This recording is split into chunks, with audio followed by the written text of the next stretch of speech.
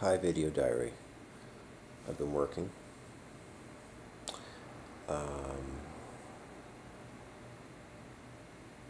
Reflecting. Happy to have the time alone. Just, you know, to think.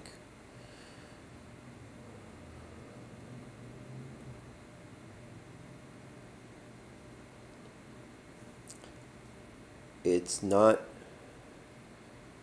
particularly different than any other day.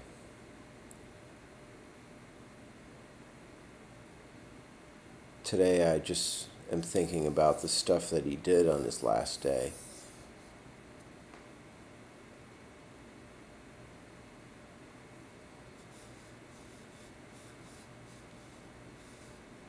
Yeah. My mother-in-law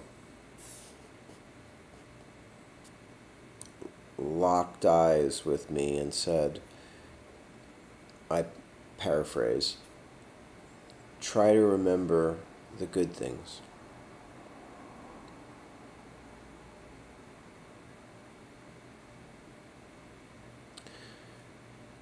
But she really meant to reach me with this statement. And you know, when someone first says something different than your normal, in some way you resist it.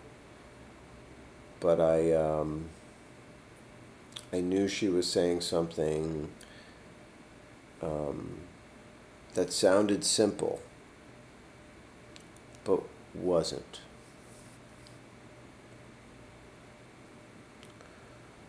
So I think I said I will try.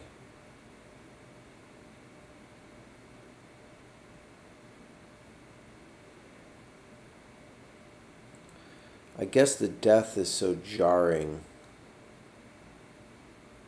his death was so jarring to me that it just, I don't know, like closed the box of memories, you know, like I can't access. I'll even see pictures and go, I remember that day, but I can't access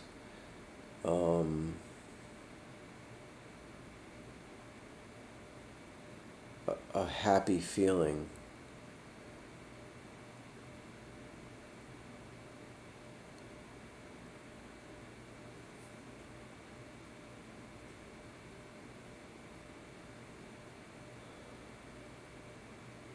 It's painful. And you know what really sucks is that people like a parent and a sibling and a parent and a sibling are really the repositories, of those people's lives. They matter most in some way to us. A spouse, a child, that type of thing, it's like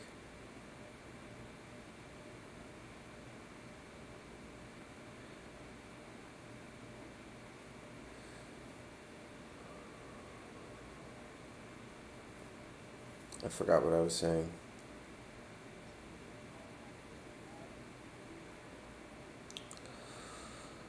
I'm pushing myself this weekend to work as just as much as I can. It's not punishing, it's just, I feel like if I just drink a beer or two and brood about it, it would just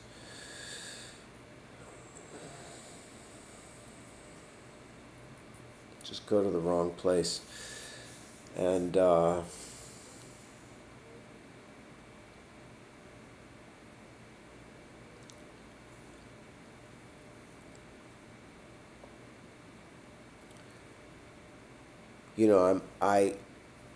I'm saying I'm closing these entries into this video diary, which I'm going to do, but I don't want to do it like petulant child. I just want to make something graceful here. But I also realized, like, I did that to myself. I put that year on myself.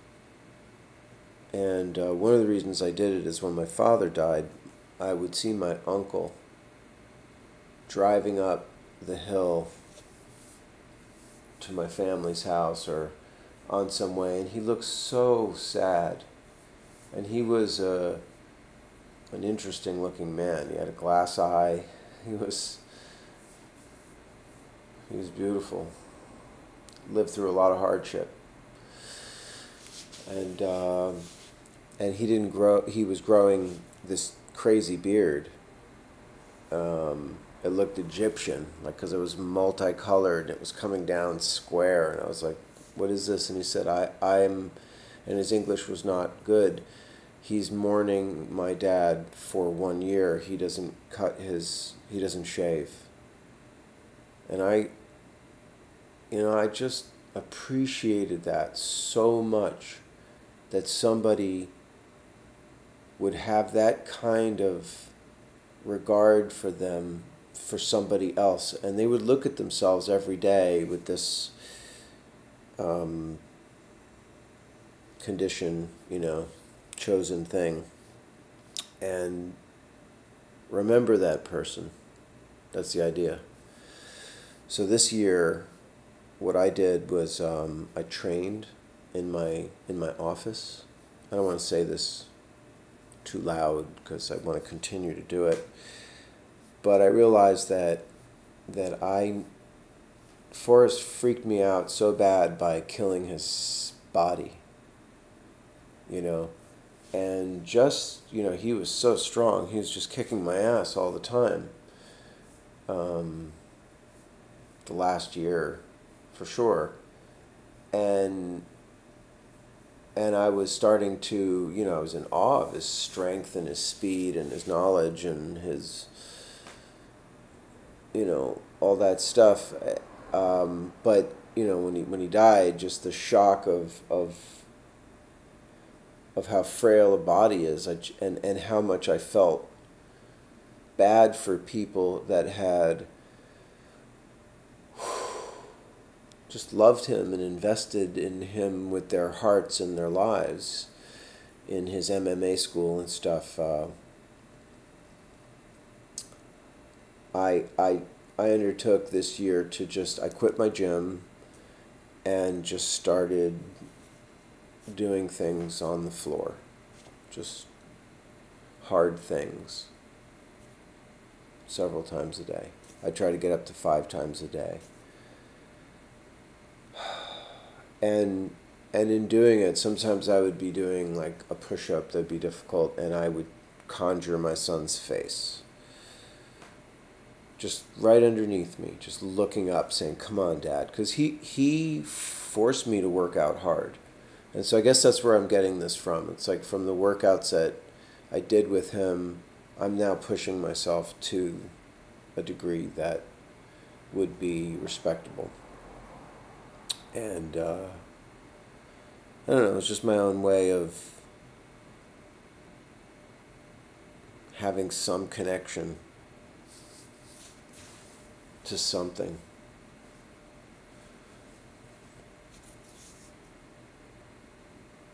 And so my uncle didn't shave, so we grieved for a year, so that's why the year.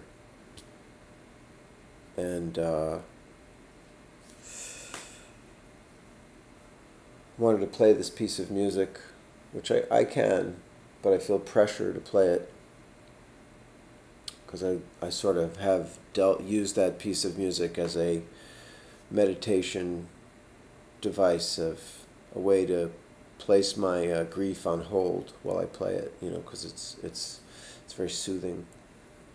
So I will put a recording of that, and maybe I'll update this channel once in a while so people know that I'm not, dead or something stupid. And I'm not sure where I'm supposed to go with my energy, you know, like with my grief. But I also realize that I've said everything and grown with it a bit, and you know, I've come on this journey. I've discovered Epictetus, which is a major thing in my life, and Alan Watts. And those are, and jiu-jitsu. I didn't quit my work. My relationships have remained. Like I said, my life has always been, well, not always been, but it's been great. And so was his. It was fucking great.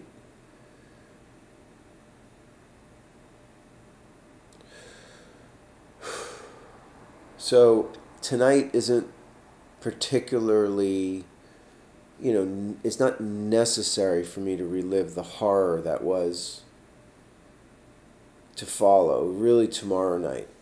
I'll keep this thing going through tomorrow night, because that was the night where things got really, really bad.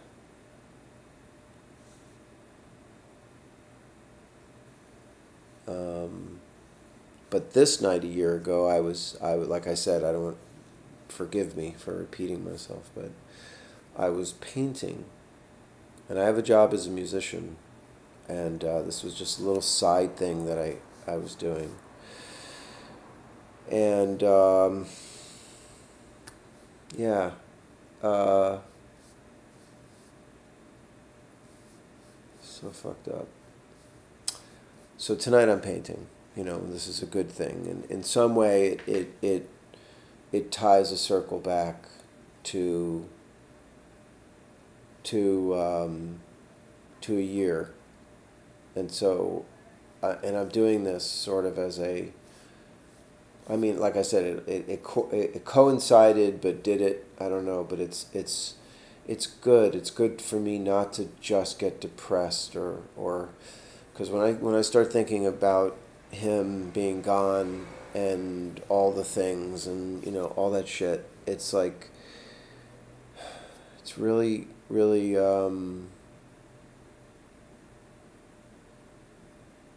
echoey, you know. It's just my own sorrow.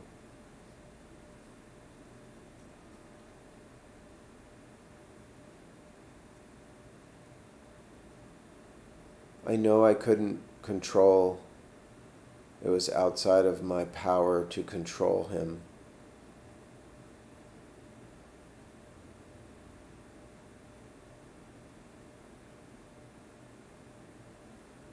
He was a good person.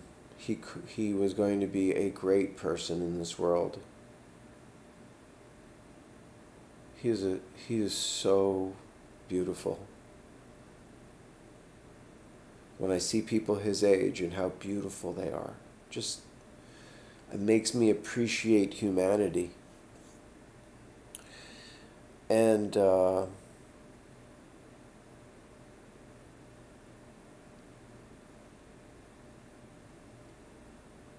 sad, you know, that he will not have a journey. Though my daughter did tell me that he's been reincarnated in Asia already. So I guess that happens quickly. And that's totally good. You know, it's like if there is such a thing where he can just try again, yeah. It's what I'd want for myself.